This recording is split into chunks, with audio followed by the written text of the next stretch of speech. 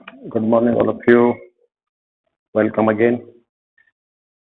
Yes, open theme number 6, page number 132.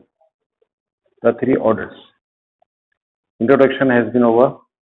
Now we come to point, to detail. Before I commence, I would like to go back the background of Christian priest.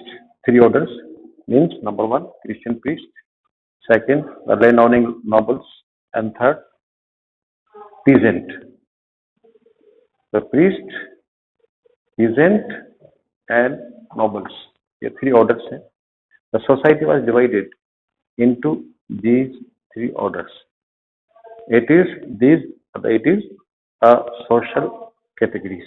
ये एक तरह का सामाजिक तरीका है समाज में. तो इसको हम लेते हैं आपकी बुक से, टेक्स्ट बुक से. मैं थोड़ा सा बैक जाके लूंगा. इस चैप्टर में we shall learn about the socio-economic and political changes. सामाजिक changes, social change, economic change और पॉलिटिकल चेंजेस, इनके बारे में हम इसमें पढ़ेंगे. ये आप पहले जान चुके हैं.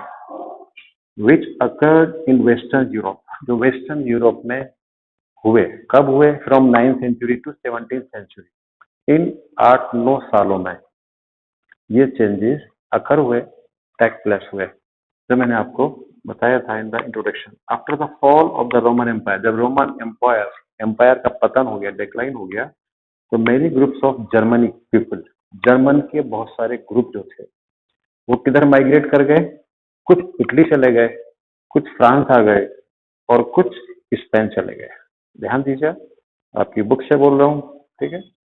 जर्मनी ग्रुप थे, जर्मन की जो ये ट्राइबल्स थे ये इधर माइग्रेट कर गए, इटली कर गए, स्पेन कर गए और फ्रांस कर गए.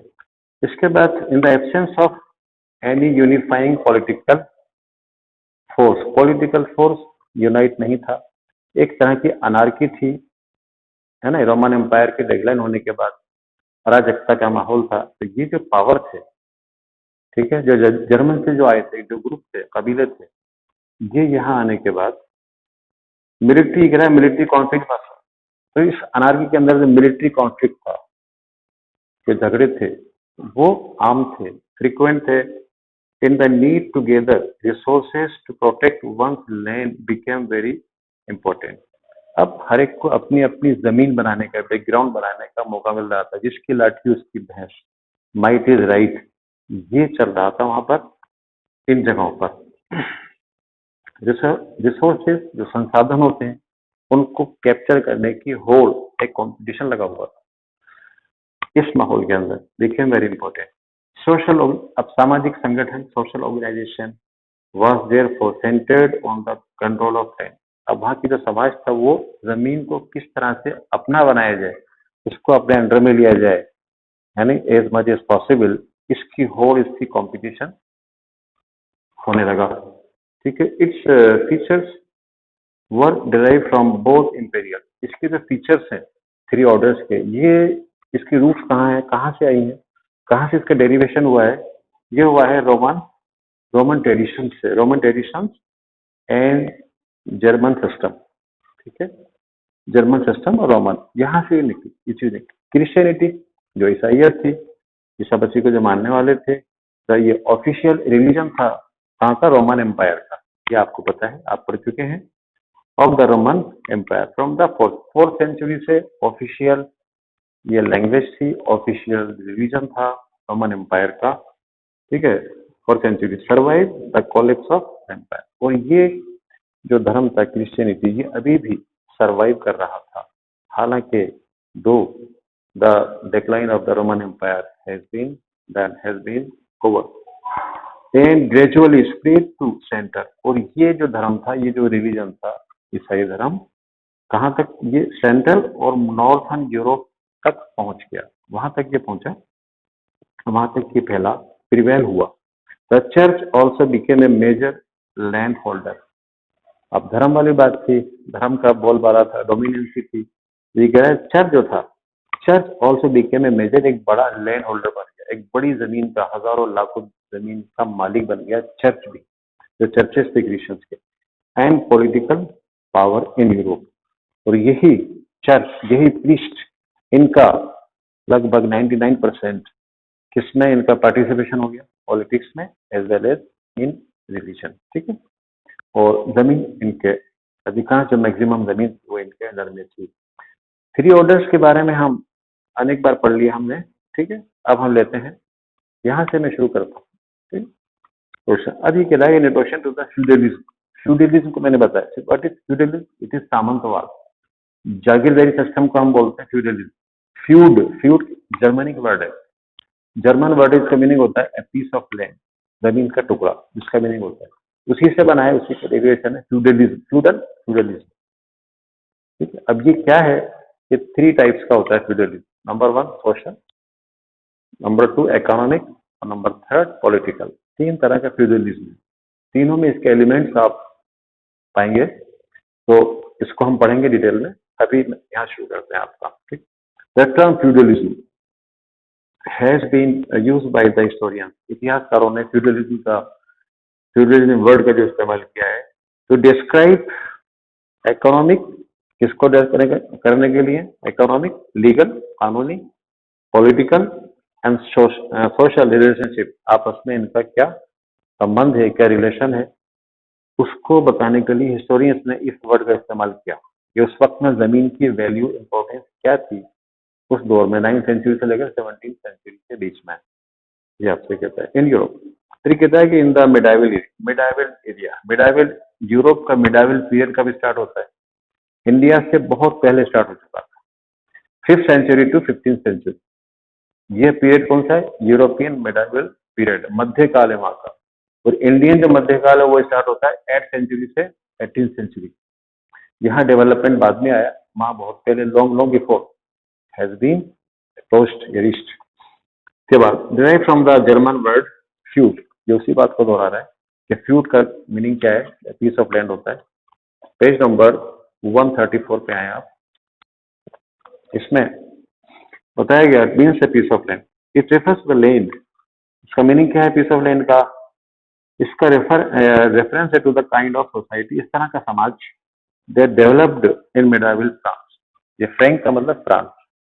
ये फ्यूडल सिस्टम का जनक कौन है, ओरिजिन कौन है, फ्रांस। फ्रांस से ही फ्यूडल सिस्टम निकला है। ठीक है, 9th सेंचुरी में मिडाइवल फ्रांस। ए लेटर, और बाद में ये कहाँ तक प्रिवेल कर गया, इंग्लैंड चला गया, और southern Italy, Italy south Italy में आ गया, इंग्लैंड में गया, और फ्रांस इसका जनक है, वो इसका ओरिजिन है फ्यूडल सिस्टम का। इन एन इकोनॉमिक सेंस, अगर हम इकोनॉमिक, आर्थिक रूप से अगर हम देखें, feudalism refers to a kind of agricultural production. अगर हम देखें, क्योंकि तीन तरह का फ्यूडलिज्म है, यहाँ ये बात कर रहा है, अभी जो बात कर रहा है ये है agrarian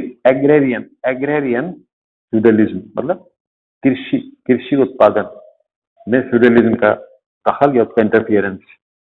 production which is based on the relationship between lords and peasants. अच्छा, आप देखिए सबसे टॉप पर कौन है, इसकी पैकिंग ऑर्डर क्या है, आप कह सकते हैं पिरामिड लाइक स्ट्रक्चर। टॉप पर किंग है, बीच में वेसल्स है, लॉर्ड है, और नीचे पीजेंट है। इनका जो मैन जो कनेक्टर है, जो लिंक है ना, वो लिंक है वेसल। ठीक है, जिसके पास जागीरें होती हैं बड़ी बड़ी, राजा उनको देता है, इसलिए ताकि वो किसी और को डिस्ट्रीब्यूट करे, किसी और को देकर, उनकी खुद की भी होती है, और देकर उनसे काम करे। तो एक तरह का लिंक होता है ये वेसल। तो टॉप पर कौन हुआ, किंग हुआ, उसके बाद वेसल हुआ, फिर नीचे पीपल हुआ, लोग या पीजेंट, किसान, एक आम आदमी। तो ये एक तरह से भी इसका कड़ी है, एक लिंक है। अभी हम पढ़ेंगे इसमें आगे और इनके बारे में कि ये सिस्टम क्या था। ठीक, ये इकोनॉमिक फ्यूडलिज्म। नेक्स्ट है इसमें agricultural production which is based on the relationship between the lords and the peasant. Lord का मीनिंग स्वामी, जो स्वामी होते थे, और पीजेंट, इन दोनों के बीच में रिलेशन, उसे कहते थे इकोनॉमिक, या उसे कहते थे एग्रीकल्चरल प्रोडक्शन पर बेस्ड फ्यूडलिज्म। अभी आगे और देखें आप, द लेटर, लेटर का मतलब बाद वाला मतलब peasant, the peasant cultivated their on land. इधर जो पीजेंट होता था उसके पास जो जमीन होती थी पहले वो उसको कल्टीवेट करता, उसको टिल करता था। उसके बाद जो वेसल होते थे, जो लॉर्ड्स होते थे, जो उनके स्वामी होते थे, वो उनकी उनके लिए भी काम करते थे। बाद फिर वो अपने स्वामी, जो स्वामी ने उनको जमीन दी है, लॉर्ड ने उनको, उनकी जमीन को जोतते थे, उस पर खेती करते थे। मतलब एक तरह से ये लेबर, लेबर के रूप में काम करते थे उनके लिए। आप समझ रहे हैं? तो ये रिलेशन था, ये रिलेशन था, सही ना, एग्रेरियन प्रोडक्शन में। लेबर सर्विसेज, तो ये लेबर सर्विस किया करते थे अपने लॉर्ड्स के लिए। ये peasant labour for the Lord हो इन एक्सचेंज, जो बदले में, ये काम कर दिया मैंने, अब मुझे बदले में क्या मिलेगा? पैसा मिलेगा, जमीन मिलेगी। ठीक है, तो प्रोवाइडेड, बदले में प्रोवाइडेड मिलिट्री प्रोटेक्शन, ठीक है ना। फिर मिलिट्री सुरक्षा की गारंटी दी जाती थी इनको, इन पीजेंट्स को, इन पीपल को जो लॉर्ड्स के लिए खेती करते थे। ठीक है ना। They were today. They also had extensive judicial control in lords का, इन स्वामियों का जुडिशियल पावर पे भी अच्छा खासा कंट्रोल था। बहुत से जो मामले आते थे उनमें भी इनका इंटरफियरेंस था, ये इंटरवीन करते थे। जुडिशियल कंट्रोल ओवर पीजेंट को लेकर। बस इस तरह से जब feudalism went beyond the economic to cover the social and political aspect of life as well. इस तरह से हम यहाँ पर जो बात समझे हैं फ्यूडलिज्म से, वो ये समझे हैं कि फ्यूडलिज्म जो है वो इकोनॉमिक लेवल या एस्पेक्ट तक ही लिमिटेड नहीं है, बल्कि इससे बियॉन्ड, इससे बाहर, इसके परे भी सोशल और सोशल एंड पॉलिटिकल एस्पेक्ट को भी ये टच करता है, उसको भी छूता है, वहां भी इसका इंटरफियरेंस है, वहां भी इसका दखल है। ऑल्दो, हालांकि इसकी जो रूट्स हैं, जड़ें जो है, इसकी जो ओरिजिन है, has been traced to practices that existed in the Roman empire. Feudalism की जो जड़ें हैं वो कहाँ से निकली हैं? रोमन एम्पायर से। वहां भी इसके एलिमेंट्स देखे जा सकते थे एम्पायर में। And during the age of the French king जिसका नाम था चार्ल्स मैग्ने 742 टू 614 के बीच इनका वहां पर रूलिंग रहा, इनका वहां पर शासन रहा। इनके बीच में ये बहुत सक्सेसफुल चीज रही। कौन सी? फ्यूडलिज्म की, मतलब इसकी जड़ें वहां पर है। इनके दौर के अंदर फ्रेंच किंग नाम था। Feudalism is an established way of life. हर एक की जिंदगी के अंदर फ्यूडलिज्म जो मेथड था, जो तरीका था, जो टेक्निक थी, वो हर एक की जिंदगी के अंदर घुसी हुई थी। हर इंसान इसे फॉलो करता था। कब? इस राजा के पीरियड में, किंग के पीरियड में, जब फ्रांस किंग थे और रोमन एम्पायर की बात करता है, तब इसकी जड़ें वहां पर है। Large part of the Europe के अधिकांश पार्ट में तो होता था। May be said to have emerged later in the 11th century. और फिर धीरे धीरे आते आते ये 11th सेंचुरी में अपने मैच्योरिटी पर आ गया। एक मैच्योरिटी इसने फॉर्म ले ली, परिपक्व हो गया ये। अब आता है फ्रांस और इंग्लैंड की बात करता है। ये फ्यूडल सिस्टम फ्रांस से स्टार्ट हुआ, इंग्लैंड पहुंचा, फिर ये सदर्न इटली पहुंचा। गॉल जो है ये ancient name of France, France का पुराना नाम है। Province of the Roman empire, Roman empire का एक सूबा है, एक प्रदेश है।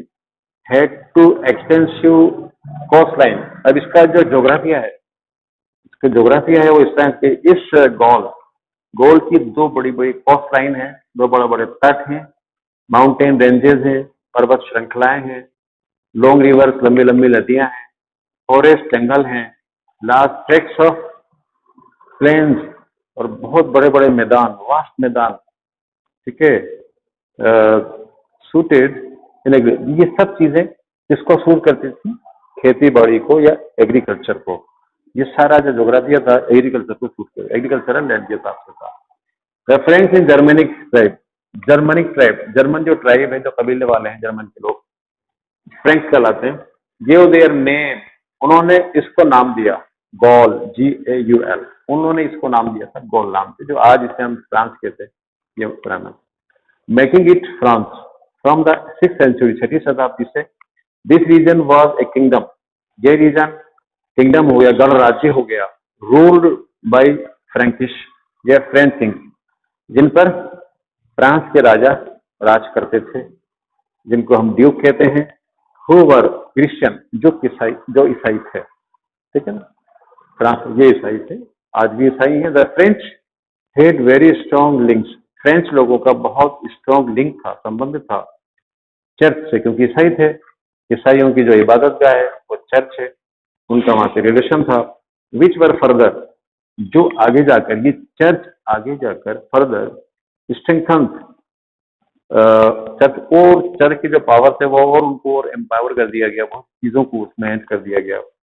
जब इन 800 द पोप गेव, पोप जो इनका बड़ा अधिकारी होता है, हाई ऑफिशियल होता है, धार्मिक रिलीजियस पोप, उन्होंने इनको चार्लेन गेव किंग चार्ले मैग्ने, पॉप ने इन चार्ले मैग्ने को क्या दिया, कुछ और, the title of Holi Roman emperor.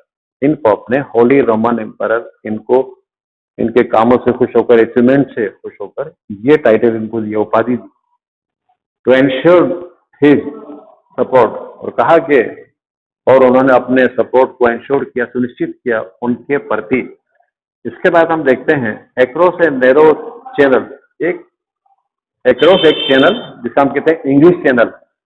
France के अगर आप नॉर्थ में जाएंगे तो इंग्लिश चैनल है, उसके बाद इंग्लैंड आ जाता है, लंदन आ जाता है। इंग्लैंड ऑफ इंग्लैंड, स्कॉटलैंड जो आइलैंड है, which in the 11th century में was conquered by a duke. इसको एक फ्रेंच किंग ने, जिसको ड्यूक कहा जाता है फ्रांस में, ड्यूक फ्रेंच किंग है नहीं, फ्रांस है, उसने इसको जीत लिया, कैप्चर कर लिया from the French province of Normandy. Normandy है ना, French province of Normandy, Normandy का फ्रेंच जो प्रोविंस था, वहां के ड्यूक ने इंग्लैंड को कैप्चर कर लिया, उस पर कब्जा कर लिया, ठीक है, वहां ये मूव कर गया। इसके बाद कहता है पेज नंबर 135 पे आया, the three orders. Three orders इसमें कह रहे हैं कि priest, French priest believed in the concept that people were members of one of the three orders. तीन ऑर्डर्स में से प्रीस्ट, फ्रेंच प्रीस्ट ये मानते थे, क्या मानते थे, उनका ये धारणा थी कि द पीपल वर मेंबर, ये जो लोग हैं थ्री ऑर्डर्स में, जो लोग हैं ये किसके मेंबर सदस्य हैं, थ्री ऑर्डर्स के किसी एक ना एक के सदस्य हैं। मतलब थ्री जो ऑर्डर्स, प्रीस्ट, पीजेंट और नोबल्स, कोई ना कोई किसी से रिलेटेड है, ये थ्री ऑर्डर्स हैं। डिपेंडिंग ऑन देयर वर्क, अपने वर्क पे जो जैसा काम करता है, चर्च में काम करता है वो प्रीस्ट हो गया, खेतों में काम करता है वो पीजेंट हो गया, है नहीं, और जो जमीनों को देखता है राजा की, किंग की, जो वेसल है वो लैंडलॉर्ड हो गया, या इस टाइप से ये बता काम पर। बिशप, बिशप जो इनके चर्च में ऑफिशियल होते हैं, रिलीजियस बिशप स्टेटेड, बिशप ने क्या कहा, हियर बिलो सम प्रे, इन्होंने कहा इन तीन ऑर्डर्स से कुछ लोग प्रार्थना करते हैं, जो प्रार्थना करते हैं वो प्रीस्ट उन्हें कह सकते हैं हम, अदर्स फाइट, कुछ लोग फाइट करते हैं, स्टिल अदर्स कुछ लोग काम करते हैं। मतलब हर एक का अपना अपना काम, तो काम के अकॉर्डिंग जो कैटेगरीज हैं उस हिसाब से थ्री ऑर्डर्स में इनको बढ़ दिया गया। तो ये सारे लोग थ्री ऑर्डर्स में कहीं ना कहीं से लिंक हैं, जुड़े हुए हैं। बस इस तरह से ये जो थ्री ऑर्डर्स ऑफ सोसाइटी, समाज के जो ये तीन ऑर्डर हैं, जो क्रम है pyramid like, were broadly the clergy, उनको हम कह सकते हैं क्लर्जी या प्रीस्ट, दूसरा है नोबिलिटी, और तीसरा है पीजेंट्री, किसान वर्ग, ठीक है, ये थ्री, इसको आप याद रखें। इसके बाद the second order, second order कौन सा है, नोबिलिटी, लैंड ऑनिंग नोबल्स, नोबिलिटी। अब देखिए इनके क्या क्या राइट्स हैं, क्या क्या पावर्स हैं, क्या इनका दबदबा है, क्या इनकी डोमिनेंसी है, वो हम जानेंगे इसके अंदर। सुनिए आप, ये कह रहा है कि priest place themselves in the first, priest लोगों ने इस पीरियड में 9th सेंचुरी से 16 या 17 सेंचुरी के बीच अपने आप को सबसे टॉप पे रखा, और सेकंड में किसको रखा, नोबल्स का रखा, noble in the second. The nobility had in reality a central role in the social process. वहां के समाज में नोबिलिटी को स्पेशल मकाम, पोजीशन हासिल थी सच में। दिस इज बिकॉज, ये क्यों थी, बिकॉज दे कंट्रोल लैंड, क्योंकि इनके हाथों में जमीन, जितनी जमीन थी वो इनके हाथों में होती, लैंड जो थी उसके ये कंट्रोलर थे। This control was the outcome of practice called vassalage. Vassalage जमीन मतलब जमीन के होल्डर जो राजा के लिए काम करते थे, राजा की जमीनों को जुतवाते थे, उससे जो पैसा आता था सारे काम ही करते थे। Country the kings of the France, France के जो राजा थे वो link to the people of vassalage, वो जुड़े हुए थे वेसेलेट से। Similar to the practice among the Germanic people, बिल्कुल। Of whom the Franks were one, the big land, जो बड़े लैंड ओनर्स होते थे, जमीन के मालिक जमींदार होते थे, नोबल्स हैं, जैसे नोबल्स हैं। और वेसल, ये राजा के वेसल होते थे, राजा के सपोर्टर होते थे, राजा के बड़े बड़े कामों को संभालते थे, ठीक है, वेसल्स कहलाता है। And peasants were vessels of the, और जो पीजेंट होते थे वो वेसल्स होते थे किसके, नोबल्स के, वो उनके लैंड ओनर्स के, ये उनके लिए काम करते थे। Noble man accepted the king, noble man जो होते थे ये राजा, राजा को अपना क्या मानते थे, अपना बड़ा सीनियर मानते थे, क्योंकि राजा हमसे बड़ा है और ये उनसे मतलब वो सीनियर या जूनियर हुआ करते, सेकंड टाइप ये मान। And they made a mutual promise, और इन्होंने आपस में एक आपसी वादा या आपसी प्रॉमिस कर रखा था। क्या, द लॉर्ड, ये जो स्वामी है उनके जो अंडर में है, तो उनके जूनियर हैं, वह derive from a word meaning who provided bread, मतलब लॉर्ड का मीनिंग होता है जो रोजी रोटी हमें प्रोवाइड करे, है ना, द प्रोवाइडर ऑफ ब्रेड और बटर जो हमें देता है उसको लॉर्ड कहते थे। जाहिर है इट इज क्लियर दैट ये जो होते थे आपके लॉर्ड जो होते थे, जो वेसल्स होते थे, ये किसानों से काम करते थे, अपने जो उनके जो अंडर में होते थे उनसे काम लेते थे, उनको जमीनें देते थे, उनकी खेती करवाते थे और बहुत से काम काज, तो इस तरह इनका रोल था। वेट, तो प्रोटेक्ट द वेसल, ये वेसल थे, प्रोटेक्ट करते थे। Who would be loyal to, जो उनके प्रति वफादारी शो करते थे, मतलब एक दूसरे से इनका रिलेशन ये है, मैं अगर आपके लिए काम कर रहा हूँ तो आप मुझे रिटर्न के अंदर मिलिट्री प्रोटेक्शन दे रहे हैं, कुछ और भी सर्विसेज आप मुझे दे रहे हैं, प्रोवाइड कर रहे हैं, और मैं आपके लिए काम कर रहा हूँ, तो सर्विस के बदले वहां पर चीजें मिलती थी, जमीन मिलती थी।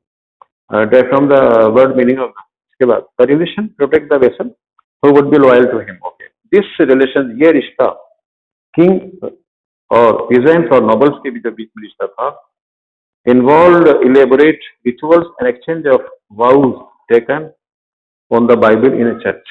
आप देखेंगे सब चीजें डिसाइड कहाँ होती थी, चर्च में होती थी, वहां सौगंध, वहां शपथ ली जाती थी, ठीक है, वहां ये लोग होते थे और वहां शपथ ली जाती थी, ये कह रहा है, बता रहा है कि who would be loyal to him, कि हम तुम्हारे प्रति वफादार रहेंगे, एक दूसरे के प्रति वफादारी शो करेंगे। इसके लिए चर्च में क्या होता था, this relationship involve elaborate ritual, इसमें कुछ अनुष्ठान हुआ करते थे, कुछ रिचुअल्स होती थी चर्च के अंदर। एन एक्सचेंज ऑफ वाउस, और उसमें कुछ एक्सचेंज होता था वाउस का, वाउस कहते हैं सौगंध, कुछ प्रतिज्ञा ली जाती थी, मैं आपको दे रहा हूँ प्रतिज्ञा, आप मुझे दे रहे हैं कि मैं आपके लिए ये करूंगा, वो कहते थे हम आपके लिए ये करेंगे, इस तरह की चर्च में ली जाती थी vows. On the Bible, in Bible को, बाइबल पे हाथ रखे बाइबल के सामने चर्च के अंदर, ठीक है, तो इन ए चर्च में एट दिस सेरेमनी, इस सेरेमनी में the vessel received A return charter, जो वेसल होता था, जो किंग के नियरेस्ट होता था, किंग का नियरेस्ट सपोर्टर होता था, ठीक है ना, वो क्या करता था इस सेरेमनी में, रिसीव, उसको लिखित एक ऑर्डर मिलता था, एक चार्टर मिलता था, इसके तहत यह स्टाफ मिलता था, या इवन एक क्लोड ऑफ अर्थ, या क्लोड, या एक मिट्टी का क्लोड, एक डेला मिलता था, ये सिंबॉलिक चीजें हैं, यानी as a symbol of the land, ये मिट्टी का डेरा जो होता था, मिट्टी का जो टुकड़ा होता था बड़ा सा, जो आपस में एक्सचेंज करते थे लोग, उस वो एक प्रतीक था, किस चीज का प्रतीक था, that was being given to him by his master, ये जो जमीन है, मतलब वो डेले का मतलब है ये जमीन आपको दी जा रही है, जमीन का लेन देन, उस पर खेती, उस पर इनकम, ये सारी चीजें तय होती थी। द नोबल एंजॉयड, इसके बाद नेक्स्ट पेन है, द नोबल एंजॉयड और इस प्रॉपर्टी, जो नोबल होते थे वो अपनी प्रॉपर्टी, जो उनकी लाखों बीघे जमीन होती थी, उसके मालिक होते थे, उसको एंजॉय, उसका आनंद उठाते थे, है नहीं। स्टेटस, शानदार स्टेटस हुआ करता था इनका। He had absolute control over his property, अपनी प्रॉपर्टी पे उसका मुकम्मल कंप्लीट कब्जा होता था। इन परपेचुअलिटी ही कुड रेज ट्रूप्स, वो रेज कर सकता था ट्रूप को, आर्मी को, आर्मी के जो 16, उनको रिक्रूट करना, उनको ट्रेन करना, ये भी ये काम किया करते थे। नोबल्स लोग जो होते थे अपने राज्य के लिए। प्रॉपर्टी एंड ट्रूप्स कॉल्ड, जिसको कहा जाता था फ्यूडल ट्रूप्स, जिसे कहा जाता था फ्यूडल लेवल्स कहते थे इनको, इस ट्रूप्स को। The Lord held his on court of justice, ये अपनी खुद की अदालतें चलाया करते थे। कौन लोग? नोबल्स लोग। And could even coin his on money, और अपने नाम से अपनी मनी चलाया करते थे, पैसे पे इनके नाम होते थे। इतने पावर थे। इस तरह एक तरह से समझ लीजिए कि ये बस जूनियर सीनियर सीनियर राजा होता था, और राजा ने लगभग सारे ही पावर इनके हाथ दिए होते थे इन नोबल्स के। Coin the he was the Lord of the all, वो जितने लोग होते थे सबका स्वामी कहलाता था। कौन? ये लॉर्ड जो होता था। सेटल्ड ऑन हिज लैंड, जितने भी उसकी जमीन पर जो रहते थे वो सबका स्वामी नोबल होता था। He own vast tracts of land, इसके पास लाखों बीघा जमीन का ये मालिक होता था, है which continued his own dwellings content his, इस जमीन के ऊपर पूरी जमीन का मालिक खुद है, जहां चाहता था अपना मकान बनाता था, जिसको चाहता था मकान बनाकर देते थे ये लोग, है नहीं। हिज प्राइवेट फील्ड, इसकी प्राइवेट फील्ड, है नहीं। इसके पास चरागाह हैं या जानवर चरते हैं, वो भी उसके मालिक भी ये होते थे। इन द होम्स, वो घर और वो सारे फील्ड, सारे खेत, है नहीं। इसके टेनेंट जो काश्तकार होते थे, टेनेंट होते थे, सब मतलब जहां तक इनकी जमीन होती थी उस पर जो भी कुछ था उसके मालिक यही हुआ करते थे। कौन? ये नोबल्स, जिन्हें आप अदर वर्ड्स में लॉर्ड भी कहते हैं, हम स्वामी हुआ करते थे, पीसेंट्स होते थे। हिज हाउस वाज कॉल्ड, इसके मकान को, इस नोबल के मकान को, इसके महल को क्या कहा जाता था? Manor house. मैनर कहते हैं स्वामी, MANOR माने स्वामी। जैसे who were also expected to act as a food soldier, ये पीसेंट्स, सॉरी, हाँ, हिज प्राइवेट लैंड, इसके जो प्राइवेट लैंड होती थी, इसकी जो अपनी जमीन होती थी नोबल्स की, उन पर किसान खेती करता था, पीजेंट से खेती करवाते थे। ये पीजेंट इनसे, अच्छा, पीजेंट से एक काम और लिया जाता था, प्यादे के रूप में। प्यादा, प्यादा किसे कहते हैं? वॉर में जो पैदल चलने वाले सिपाही होते हैं उनको प्यादा बोलते हैं, मतलब फूड सोल्जर कहते हैं, इन बैटल। उसमें भी उनका यूज करते थे, इन किसानों का वहां भी यूज करते थे, वेन, जब आवश्यकता पड़ने पर। इन एडिशन, इसके अलावा, to working on their on farms, इसके अलावा ये अपने फार्म्स पे भी काम कर सकते थे और इनका भी काम करते थे। पेज नंबर 136 का है ये। मैनोरियल स्टेट, अब आता है मैनोरियल स्टेट। वही मैनोरियल स्टेट, मैनर स्वामी का, स्वामी की जो भी जमीन है, जो भी उसकी जायदाद है, स्टेट, उसके बारे में कह रहा है आपसे। A lord had his own manor house, एक लॉर्ड, एक स्वामी अपना खुद का मैनर हाउस रखता था। ठीक है। ऑल्सो कंट्रोल विलेजेस, इसका उस पर बने हुए जो गांव होते थे, सैकड़ों गांव होते थे, उस पर इसी का पावर चलता था। सम लॉर्ड्स, कुछ lords control hundreds of villages, कुछ लॉर्ड्स का सैकड़ों गांवों पर नियंत्रण हुआ करता था, जहां पर पीजेंट्स, जहां पर किसान रहता था। ए स्मॉल मैनोरियल स्टेट, एक छोटा मैनोरियल स्टेट, स्वामी का भी स्टेट होता था, could contain a dozen family, सबसे छोटा ये कह रहा है, उसमें लगभग 12-13 के आसपास, 1 डजन के आसपास फैमिलीज रहा करती थी, एक छोटे से छोटे मेमोरियल स्टेट। ये वाइल जो इससे बड़े होते थे स्टेट माइट इंक्लूड 50 और 60, उसमें 50 या 60 के अराउंड विलेज होते थे। ऑलमोस्ट एवरीथिंग, लगभग सब चीज जो रोजाना चाहिए होती थी नोबल्स को, इन लोगों को, वो इनके स्टेट में, इनकी बाउंड्री में, जहां तक इनकी सीमाएं हैं, उसमें सब कुछ मिलता था, सब कुछ इनको मिल जाया करता था। ये कह रहे हैं आप, ग्रेन, अनाज वाज ग्रोन, खेतों में अनाज उगाया जाता था।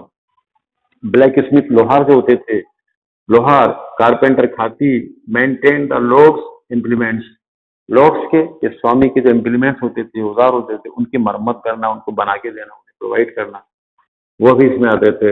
रिपेयर, मरम्मत करते थे हथियारों की।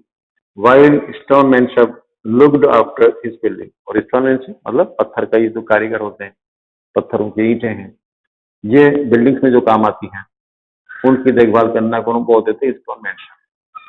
वीमन, अब जो महिलाएं होती थी वो सूत काटती थी, कपड़ा बुनती थी, एंड वो फैब्रिक, है ना। एंड चिल्ड्रन, जो बच्चे होते थे वो लॉर्ड्स की वाइन प्रेसेस, जहां पर शराब बनती है, वाइन प्रेसेस, बच्चे वहां काम करते थे, उनसे काम लिया जाता था। The state had extensive Woodlands. ये स्टेट ये स्टेट एक बहुत ही विस्तार, बहुत ही बड़ी एक्सटेंसिव वुडलैंड होती थी, जंगल भूमि इनके पास होती थी, वुडलैंड्स, जंगल होते थे। वेयर लॉर्ड हंटेड, जहां पर लॉर्ड शिकार करता था, ये स्वामी। दे कंटेन, और ये दे कंटेन पास्चर्स, इनके इस स्टेट के ऊपर, इस जमीन पे क्या चरागाह होते थे, जहां पर इनके मवेशी, इनकी गाय भैंस, इनका लाइव स्टॉक क्या करता था, घोड़े होते थे, वो यहाँ पर चढ़ा करते थे इनके अपने। देर बाद चर्च भी होता था उस स्टेट के अंदर, और एक कौशल और एक शानदार कोठी भी होती थी डिफेंस के लिए। एक छोटी कह सकते हैं ना, गढ़ी कह सकते हैं हम, छोटा सा किला कह सकते हैं, अपनी सुरक्षा के लिए वो भी हुआ करती थी स्टेट के अंदर। फ्रॉम द थर्ड, अब 13वीं शताब्दी से सम कौशल, कुछ कोठियां, कुछ किले, छोटे किले जो होते थे, वर मेड बिगर, उनको पहले से बड़ा बनाया गया, इस्तेमाल के लिए as a residence for a knight, ताकि नाइट की फैमिली उन किलों के अंदर, नाइट्स जो लड़ते हैं राजा की तरफ से, जो फाइट करते हैं, स्पेशली ये ट्रेंड होते हैं, हॉर्स राइडर होते हैं, नाइट्स। इनफैक्ट वास्तव में in England Kaushal's were practically unknown before the Norman कब्जा। नॉर्मन आपने सुना है, नॉर्मन नॉर्मन ने इंग्लैंड और स्कॉटलैंड को जीता था, कैप्चर किया था। तो इसके पीरियड में, इससे पहले, है ना, इस ये कह रहा है कि इंग्लैंड में जो कौशल्स थे, ये जो किले थे छोटे, ये नहीं बने थे उस वक्त में, प्रैक्टिकली अननोन, कोई नहीं जानता था इन नॉर्मन कंक्वेस्ट से पहले पहले। एंड डेवलप्ड एज सेंटर्स, और ये डेवलप हो गए centres of the political administration and military power under the feudal system. Feudal system के अंडर आने के बाद, ये आने के बाद मिलिट्री पावर और प्रशासनिक सेवा, इन दोनों के सेंटर्स यहाँ पर एस्टेब्लिश हो गए। लास्ट तेरा the manor could not be completely self sufficient. अब अगर हम बात करें, कहते हैं ना, किसी को मुकम्मल जहां नहीं मिलता, किसी को, है ना, सबको मुकम्मल जहां नहीं मिलता, किसी को आसमान, किसी को जमीन नहीं मिलती। तो ऐसा नहीं है, ये जो नोबल थे, फिर भी इनको कुछ चीजें बाहर से मंगवाना पड़ती थी, इंपोर्ट करना पड़ती थी, सफिशिएंट नहीं थे। बिकॉज साल्ट मिलस्टोन एंड मेटलवेयर, मतलब मेटलवेयर धातु का सामान बना हुआ, और मिलस्टोन जो होते हैं, had to be obtain from the outside, ये बाहर से आया करते थे। ये वो लोग जो चाहते थे लग्जूरियस लाइफ स्टाइल, विलासिता का जीवन चाहते थे, ऐसे लोग, and were keen two by, और जो उत्सुक थे खरीदने के लिए अच्छी अच्छी फर्निशिंग, अच्छी अच्छी चीजें घरों को सजाने के लिए, म्यूजिकल इंस्ट्रूमेंट्स एंड ऑर्नामेंट्स, है नहीं, वो बाहर से मंगवाते थे। नॉट लोकली प्रोड्यूस, वो लोकली प्रोड्यूस नहीं होता था। Had to get this from other places, इनको वो दूसरी जगहों से ये लोग मंगवाते थे। आज इतना ही, नेक्स्ट टाइम में हम पढ़ेंगे नाइट्स के बारे में। Thank you so much, have a nice day.